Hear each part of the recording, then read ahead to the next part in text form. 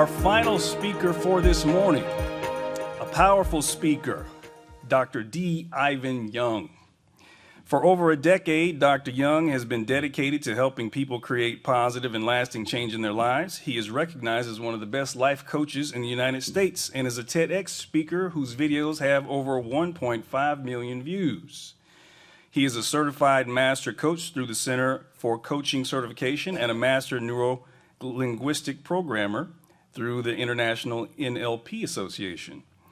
He is a master MBTI practitioner through the Center for Applications for Psychological Type with a PhD in holistic life coaching. And of course, he is an alumnus of CDI. His unparalleled experience in utilizing and interpreting the Briggs-Meyer Type Indicator assessment and his expertise on human behavior has made him a world-renowned public speaker and life coach. Please help me welcome to the stage, Dr. Ivan Young.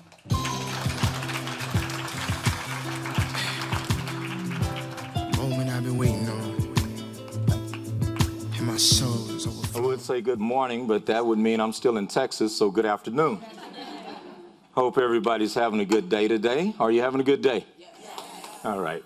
My subject is empathy. They said, well, Doc, are you going to use some slides? And you can look up all the traditional junk online about empathy in the workplace. And it's true. Empathy in the workplace will help your company retain employees. True. Empathy in the workplace will also impact you where you don't have people wanting to wait outside and beat you up. I mean, no, I shouldn't say that. Where you don't have, come on, somebody laughed. That's funny. All right, thank you. But seriously, empathy in the workplace will stop someone from having hostile attitudes toward you. Putting a little something extra in the company coffee pot, things of, silly stuff. It is all true. Now that we got the obvious out the way, let's talk about what empathy really does. It's kind of like manners. Where do manners begin? Thank you. At home. And so does empathy. If you don't take the time to check in with you, how in the dickens are you going to check in with somebody else and convince them that you actually care? Is that true or false? One of the things that I have had the pleasure of doing, I've had the pleasure of working with several government agencies, the NFL, the NBA. I have a couple of shows on TV. I'm an expert for the show 2020 Investigates. I have a show called Fatal Attraction. And when you look at any of those shows, that is the end result of someone not getting enough empathy. It really is, because somebody just failed to check in. But who really failed to check in? Is it the victim or is it the person themselves? It's the perpetrator. They didn't check in with themselves. And see, I'm going to go into a little bit of neuroscience for you. There's this thing called mindsight. You're familiar with insight. Well, in mindsight, and I'm going to give you a quick little demonstration. If you take your thumb and put it in the middle of your hand, and then take your fingers and put them on your thumb like this, that's a good representation of the human brain. Here's the brain stem. Deep down inside the brain, the limbic system, the amygdala. And why am I telling you all this? Well, if you continue, you go from your little finger coming back forward. Here's all these little visceral things, autonomic stuff, breathing, reacting, motor sensory. And then you get closer to the front and even down by this nail. That's when you get to the neocortex, the part of you that actually stops to think. Now, why am I telling you all that? Real simple. We are very similar to machines on one end, very similar to animals on the other. Our first language isn't English or Spanish or Portuguese or German. No, our first language is pitch, tone, and inflection. That's our first language. Our second language is reading facial expressions.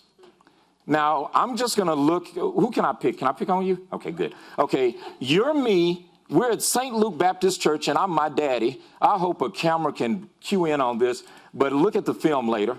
I'm going to look at you. What does this mean? Now, I'm going to look at you again. What does this mean? See, everybody read it, right?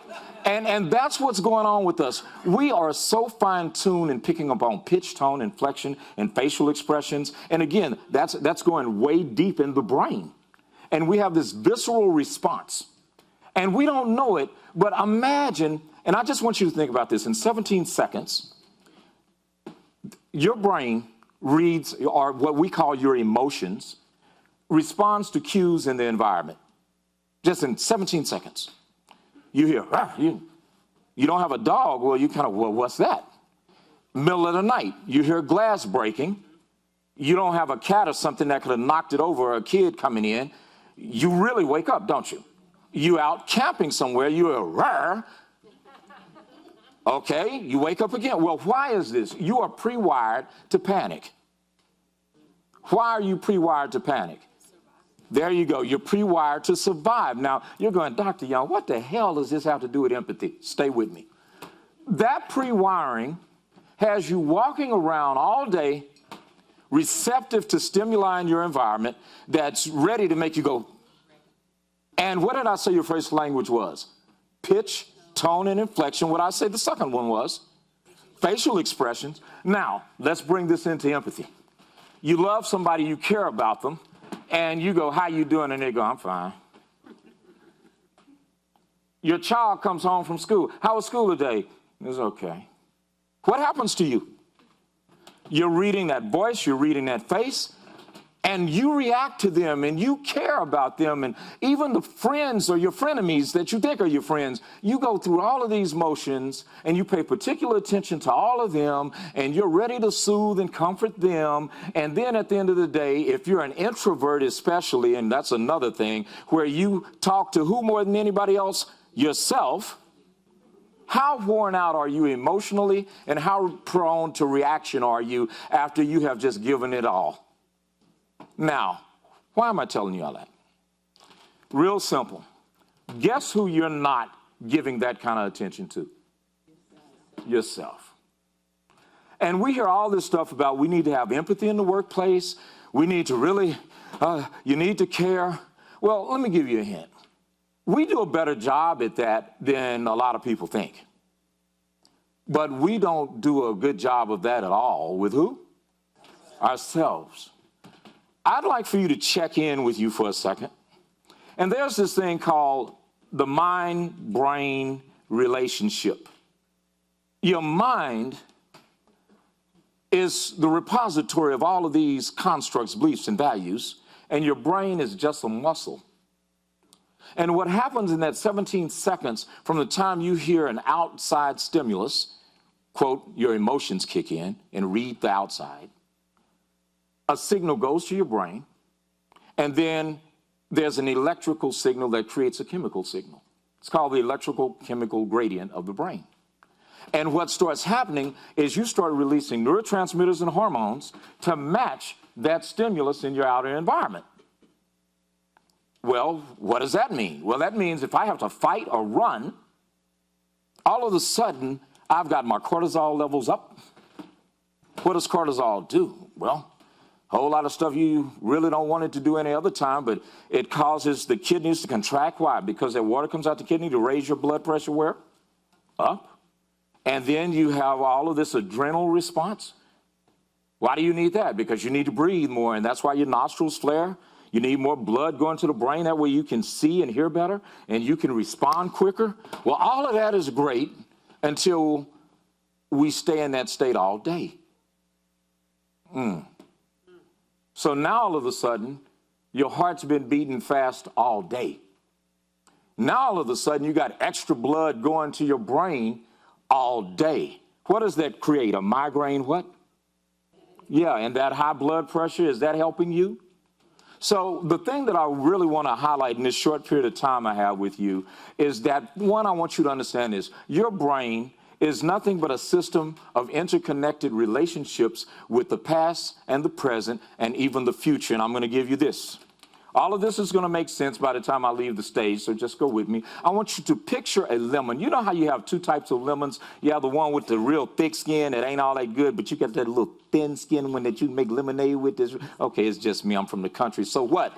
Anyway, but the point is that little thin-skinned lemon, so when you cut, I want you to picture this. You got one, it's not rotten, it's just right. You have a plastic cutting board, and you're cutting it, and you can see that juice coming out. Now, just picture it now. You're cutting it, juice everywhere. Now, you're picking that lemon up, and when you pick it up, I want you to just imagine you're rubbing it to your lips, and, you know, it kind of burns. It's got that, that thing going, and then you open your mouth and squeeze some of it in your mouth, and you go, that kind of look. Can you go with me? What just happened in your mouth? If you're really imagining that, your mouth started salivating a little bit. All right. Did you really have a lemon?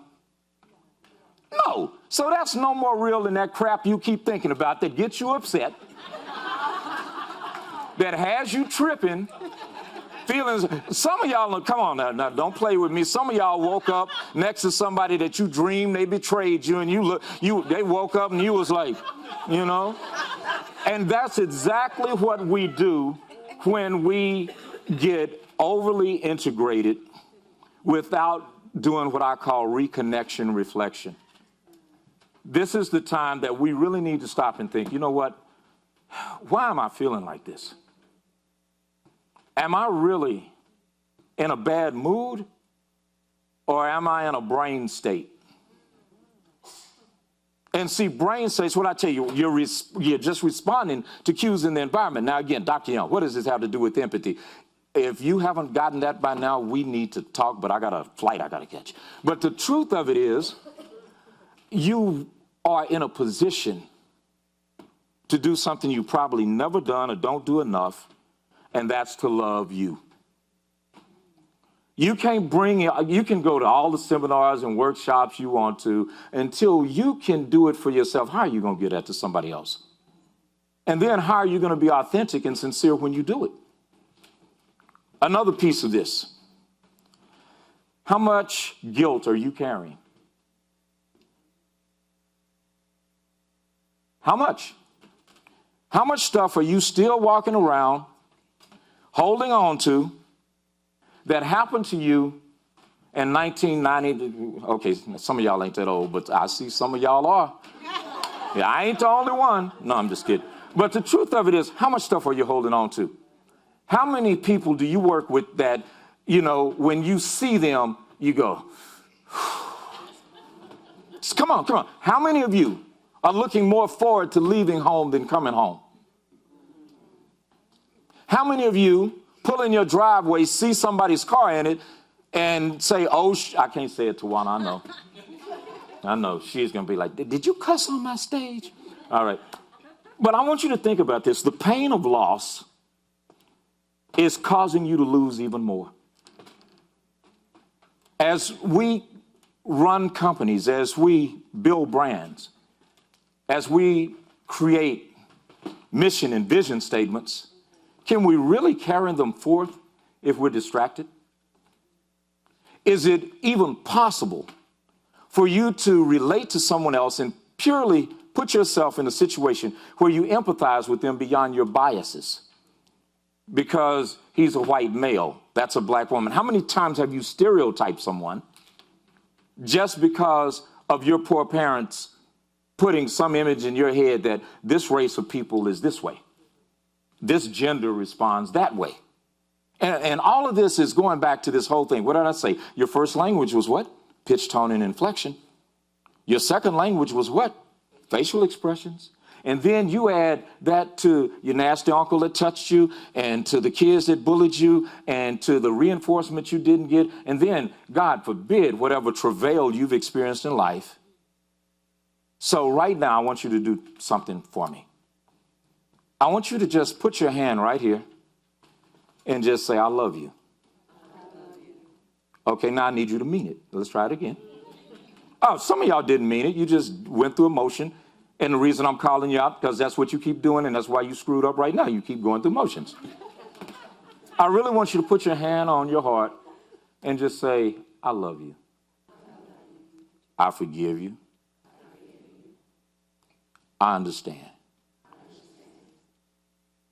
How'd that feel? I'm watching the time, Tawana. You don't have to keep looking at me like that. No, I'm just kidding. You know, kids laugh hundreds of times a day.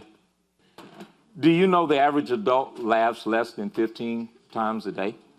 What happened? What happened?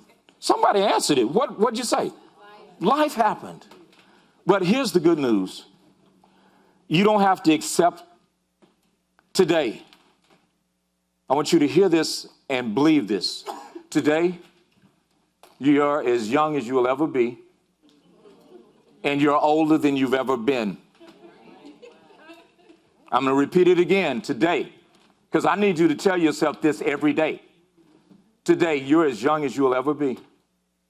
And right now, you're older than you've ever been. What you going to do with right now? Because all you have is this moment. There is no future. There is no past. All you have is right now. And what you do in this present moment is the path toward your future. Whatever you did yesterday is not going to help you today. But whatever you do today can affect your tomorrow. And as empathy becomes a mainstay in your life, which I'm hoping when I get through talking that it does, that you will get that laughter back, especially at yourself. I want you to know that it's okay to get a divorce. You shouldn't have married that fool anyway. I want you to know that it's okay to not pass a test, because I'm going to say this, I'm going to close. They did an experiment with some kids, inner city kids. And you know, in America's academic system, which is not the best, we either score you with percentages or we score you with letters. And somebody had the bright idea. They said, you know what? What if we, instead of giving a kid an F or a D or a 60 or a 70 and calling that failing, what if we just change the grade to not yet? We're just going to put NY as the grade. So right now, all y'all have failed at some point in life, so I'm getting ready to make you feel good about yourself. I want you to just, in your head, take whatever you failed at. If you failed at a marriage, if you failed at parenting, if you failed at taking care of your mama or your daddy, if you failed at taking care of yourself, if you failed at not eating that peach cobbler, oh, that's me, damn, I'm sorry. But whatever it is that you failed at, I just want you to go and replace the F that you've given yourself with a not yet. So raise your hand and say, I got a not yet. Which means that you haven't failed. It's not over. And last, I'm going to wrap this up. I know I said I was going to wrap it up a minute ago. This time I really am. People may love what you have. That does not mean they love the fact that you have it. I'm going to say it again. People may love what you have. My mentor said this. If any of you, I can't mention his name. I already know Tawana. I'm not going to mention his name. Okay. But if you think that everybody is your friend, they're not. They're friendly and they're your frenemies. But people may love what you have. That does not mean they love the fact you have it. But this is the biggest thing I want to leave you with. People may love what you do. They may love what you do, even what you do for them. But that doesn't mean they love you. People may love what you do to and for them, but it doesn't mean that they love you. So in closing, who has to love you? No, just say, I do. Thank you.